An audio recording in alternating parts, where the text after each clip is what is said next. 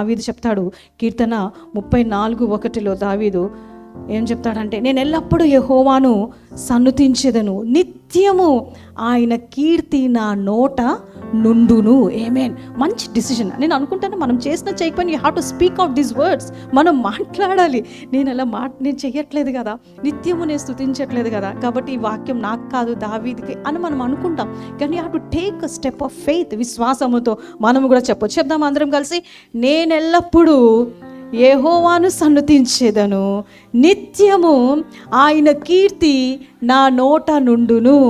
మరొకసారి చెప్తాం, నేను ఎల్లప్పుడూ యెహోవాను సన్నుతించెదను, నిత్యము ఆయన కీర్తి నా నోట నుండును. ఆమేన్. హల్లెలూయా.